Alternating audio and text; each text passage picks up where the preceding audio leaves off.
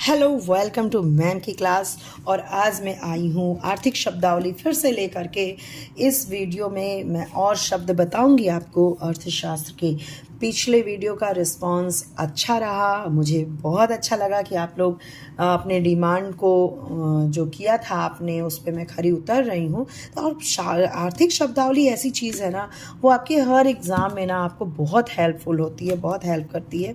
कुछ चीज़ें होती हैं छोटी छोटी उसको समझने के लिए, और मुझे ये बड़ी खुशी होती है कि मैं बड़े इजी ढंग से अगर आपको समझा पा रही हूँ और आपके जो दिमाग में वो कैच कर रहा है, आपका एंटीना कैच कर रहा है, तो ये मेरे लिए बहुत बड़ा रिवॉर्ड है। तो भाई चलो, ज़्यादा बातें नहीं करूँगी और स्टार्ट करते हैं आज की आर्थिक शब्दावली। और आज की शब्दावली बेसिकली स्टैटिक्स से है। अर्थशास्त्र में जो सांख्यिकी का यूज होता है उससे है। तो पहला वर्ड आपको दिख रहा है स्क्रीन पे, अन्वेषक यानी इन्वेस्टिगेटर। इन्वेस्टिगेटर क्या होता है? जो इन्वेस्टिगेशन करता है। लेकिन अर्थशास्त्र में वो व्यक्ति या एजेंसी, जैसे सीएसओ है, सेंट्रल स्टैटिस्टिकल ऑर्गेनाइजेशन, जो कि हमारे यहाँ जनगणना करती है, तो ऐसी एजेंसी जिसके द्वारा सांख्यिकी जांच की जाती है। तो किसी व्यक्ति को अगर बोला जाए कि भैया यहाँ के डेटाज लेते आओ, इस विषय में लेते आओ, कितनी बेरोजगारी है, कितनी जनसंख्या है, कोई भी ऐसी आर्थिक समस्या से रिलेटेड अगर डेटा उनसे मंगाया जा रहा है यानी सांख्यिकी जांच कराई जा रही है, तो वो कहलाएंगे अन्वेषक यानी कि इन्वेस्टिगेटर। दूसरा शब्द है प्रगणक, न्यूमेरेटर। न्यूमरेटर क्या करता है? प्रश्नावली भरने के लिए नियुक्त किया जाता है। ये प्रश्नावली क्या होती है? जैसे कि मान लीजिए जनगणना करने के लिए टीम निकली, वो तो है इन्वेस्टिगेटर। तो वो जनगणना जब करती हैं तो प्रश्नावली जो भरते हैं स्पेशली, मतलब उसमें कई प्रश्न होते हैं। आपकी उम्र क्या है, आप क्या करते हैं, आपके कितने बच्चे हैं, आप शादीशुदा हैं कि नहीं, मतलब शादीशुदा है कि नहीं, उसके बाद कितने बच्चे हैं। तो मतलब बहुत सारी चीज़ें, ऐसे प्रश्न होते हैं जो आर्थिक समस्याओं से रिलेटेड होते हैं। आपके पास वाहन कितने हैं, दोपहिया कितने हैं, चार पहिया कितने।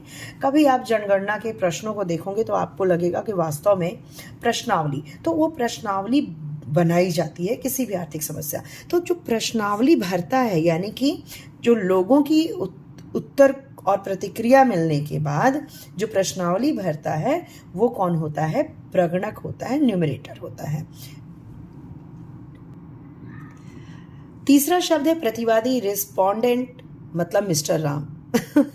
नहीं डरिए नहीं, मिस्टर राम का मतलब ये है कि वो व्यक्ति जो बेचारा ये सारी चीजें, यानी इनसे पूछा गया और इन्होंने क्या किया? उत्तर दिया। जो उत्तर देता है यानी कि वो व्यक्ति जिससे इन्वेस्टिगेटर पूरी जानकारी इकट्ठी करता है, तो ये अदना सा व्यक्ति ही क्या कहलाता है? प्रतिवादी या रिस्पोंडेंट। ये रिस्पॉन्स करता है, वो कहे क्या नाम है, आपकी शादी हुई कि नहीं, आपके बच्चे, ये सारा उत्तर तो यही जानेगा ना। तो ये जो मिस्टर राम है जो फंसे हुए हैं, ये है हमारे प्रतिवादी, यानी कि वो व्यक्ति जिससे इन्वेस्टिगेटर यानी अन्वेषक सारी जानकारी, सांख्यिकी जानकारी एकत्रित करता है। अगला शब्द है जनसंख्या, पॉपुलेशन।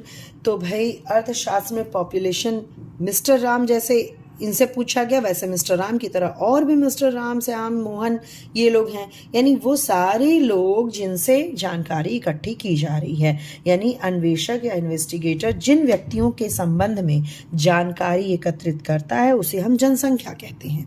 ठीक है, जनसंख्या यानी व्यक्तियों की संख्या। तो जो जानकारी इन्हीं लोग से इकट्ठी की जाती है उसे हम जनसंख्या कह देते हैं। अब ये सारे काम जो हो रहे हैं, इन्वेस्टिगेटर हैं, न्यूमरेटर हैं, रिस्पोंडेंट हैं, पॉपुलेशन हमारे पास है, सारी क्रिया क्या कहलाती है? सर्वे कहलाती है। यानी वह प्रक्रिया जिसमें विभिन्न व्यक्तियों की सूचना एकत्रित की जाती है। विभिन्न व्यक्तियों से संबंधित सूचना, आर्थिक समस्याओं से संबंधित सूचना जो एकत्रित की जाती है उसे हम सर्वेक्षण या सर्वे कहते हैं। कहते हैं ना, इस क्षेत्र का जाइए सर्वे करके आइए। इस क्षेत्र का सर्वे करने का मतलब वहाँ के लोगों से आप जांच पड़ताल करके आइए, वहाँ के लोगों से जानकारी एकत्रित करके आइए, तो उसे कहते हैं सर्वेक्षण। और एक और शब्द है जनगणना। जनगणना जो होता है उसे इंग्लिश में कहते हैं सेंसस। जनगणना का मतलब लोगों का, मतलब लोगों की जनसंख्या से रिलेटेड। अब यहाँ केवल ये नहीं होगा कि लोगों की गणना करना या लोगों को गिन लेना, नहीं, वो सर्वे, ये भी एक तरह का सर्वेक्षण है। ये भी एक तरह का सर्वेक्षण है। तो वो सर्वे जिसके अंतर्गत जनसंख्या के सभी तत्व, जनसंख्या के सभी तत्व शामिल होते हैं। अब जनसंख्या के सभी तत्व का क्या मतलब हुआ भाई? तो जनसंख्या केवल गणना नहीं है, एक व्यक्ति को गिन लेना नहीं है, बल्कि जनसंख्या का मतलब अगर ये मिस्टर राम थे तो राम के मतलब जो बच्चे हैं वो कितने हुए, कोई खत्म, जैसे कोई मृत्यु को तो प्राप्त नहीं हुआ, कितने। तो ये सारे, जब सारी जनसंख्या से सारे जानकारी इकट्ठे हो जाती है, उसके बाद ये देखा जाता है कि इस क्षेत्र में मृत्यु दर कितनी है, जन्म दर कितनी है, जीवन का स्तर कितना है, ठीक है, स्वास्थ्य सुविधाएं कितनी हैं, यानी जनसंख्या से रिलेटेड सभी तत्व, मृत्यु दर, जन्म दर, जीवन स्तर, स्वास्थ्य, शिक्षा और जो जीवन की प्रत्याशा है वो, यानी सारी चीज़ें जो जनसंख्या से रिलेटेड हैं, उन सभी को जब सर्वेक्षण किया जाता है तो उसे हम जनगणना कहते हैं, सेंसस कहते हैं। तो आज के बाद आप कभी भी ये नहीं बोलिएगा कि जनगणना का सिंपल मतलब है जन की गणना, यानी कि 1 2 3 4 गिन लिया गया। नो, जनगणना और सेंसस बहुत लंबा चौड़ा, उसकी प्रश्नावली जो होती है वो बहुत लंबी चौड़ी होती है, उसमें कई सारे प्रश्न होते हैं और जिस पे डिपेंड हमारा ये बनता है मृत्यु दर, जन्म दर, जीवन स्तर और जो भी चीज़ें मैंने बताई आपको, वो जनसंख्या से रिलेटेड सभी तत्व होते हैं। यहाँ पे 7वां जो हमारा वर्ड है वो है अनुसूची, स्केड्यूल, मतलब कि प्रश्नों की वो सूची। देखो, प्रश्नों की सूची है कौन? जो इन्वेस्टिगेटर भरवाता है, जो सामने व्यक्ति रहता है उससे, यानी कि अनुसूची प्रगणक द्वारा, इन्वेस्टिगेटर द्वारा पूछ के भरी जाती है, ठीक है। संगणना अनुसंधान क्या होता है? सेंसस रिसर्च अनुसंधान किया जाता है, यानी कि बहुत गहन अनुसंधान के विषय से संबंधित या समूह का जो इकाई का है वो विस्तार पूर्वक अध्ययन करना। रिसर्च का मतलब होता है विस्तार पूर्वक अध्ययन करना, यानी कि एक क्षेत्र से अगर आया कोई समस्या कि भाई जनसंख्या इस तरीके से, उसका जनसंख्या का जो तत्व है ऐसे ऐसे आए हैं, तो उसका विस्तार से अनुसंधान करना कि क्या ये चीज़ें सही हैं, क्यों हैं, पिछले कई सालों में किस तरह से बदली।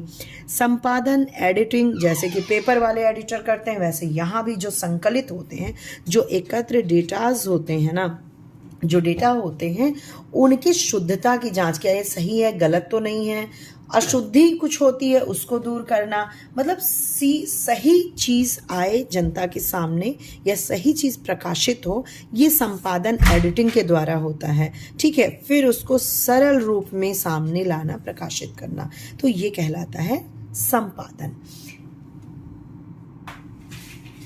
अब सांख्यिकी में ये जो 2 शब्द आपको और दिख रहे हैं, 10वां जो है यादृच्छिक प्रतिचयन यानी रैंडम सैम्पलिंग, और अयादृच्छिक प्रतिचयन यानी नॉन रैंडम सैम्पलिंग। तो ये जो सैम्पलिंग के 2 पार्ट होते हैं, यादृच्छिक और अयादृच्छिक। सैम्पलिंग का मतलब समझ लीजिए, सैम्पलिंग का मतलब होता है कि किसी भी चीज़ से थोड़ा सा सैंपल लेना। जैसे कि आपको अगर चावल खरीदना है तो आप चावल की बोरी को आप पलट के नहीं देखते, बल्कि उसमें से थोड़ा सा लेकर के उसका सैंपल जो होता है वो लेकर के आप पूरी बोरी का अनुमान लगा लेते हैं।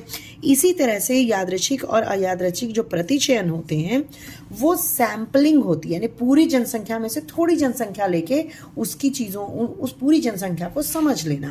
तो यादृच्छिक प्रतिचयन में क्या होता है, रैंडमली चूज किया जाता है, यानी कि मान लीजिए इतने सारे लोग हैं एक जगह पे, इसमें से हमें 10 को चुनना है, तो 10 की पर्ची लॉटरी की तरह करेंगे और लॉटरी की तरह निकाल लेंगे 10 पर्चियों को। तो इसमें क्या होता है, यादृच्छिक प्रतिचयन में हर एक व्यक्ति के चुने जाने की समान संभावना होती है कि कोई भी 10 हो सकता है, ठीक है। नॉन रैंडम सैम्पलिंग में क्या होता है, इसमें से सोच समझ के, आंखें खोल के, बिना लॉटरी के कुछ लोगों को चुना जाना, इसमें से जो आसान लगे या जो सही लगे। तो यहाँ पे पक्षपात भी हो सकता है, यहाँ सभी के समान रूप से चुने जाने की संभावना नहीं होती है, तो इसको कहते हैं नॉन रैंडम सैम्पलिंग। और रैंडम में क्या होता है, बिल्कुल पक्षपात बिना पक्षपात के कोई भी 10 चुना जा सकता है। ठीक है। तो प्रतिचयन यानी कि चयन करना, यादृच्छिक यानी कि रैंडमली यानी किसी का भी चयन हो सकता है, अयादृच्छिक यानी कि भैया सोच समझ के करेंगे, पक्ष विपक्ष देख के करेंगे, तो अपने फायदे को देख के करेंगे, तो ये होता है अयादृच्छिक प्रतिचयन। इन दोनों वर्ड को बहुत विस्तार से ना मैंने एक वीडियो में बताया है। अगर आपको देखना हो तो आप मेरे चैनल के प्लेलिस्ट में जा सकते हैं, स्टैटिक्स या अर्थशास्त्र में सांख्यिकी के प्लेलिस्ट में, और वहाँ पे बहुत ही और विस्तार से मैंने इसको बताया है। तो शब्दावली के अकॉर्डिंग इसका ये होता है। तो भाई आज के लिए इतना ही। आई होप कि आज के बताए गए ये 11 शब्द, 11 वर्ड इकोनॉमिक्स से जो रिलेटेड है वो आपको बखूबी और बहुत अच्छे से आ गए होंगे। और फिर भी कोई क्वेरीज है तो मैं बार बार कहती हूँ कि आप मेरे कमेंट बॉक्स में कमेंट कर सकते हैं, और कोई वर्ड नहीं आ रहा है तो उसे भी आप वहाँ पे लिख सकते हैं कि मैं उसका मतलब आपको ईजिली समझा दूँ। तो चलिए मिलते हैं अपने नेक्स्ट वीडियो में, नेक्स्ट पार्ट में। तब तक के लिए take care and good bye.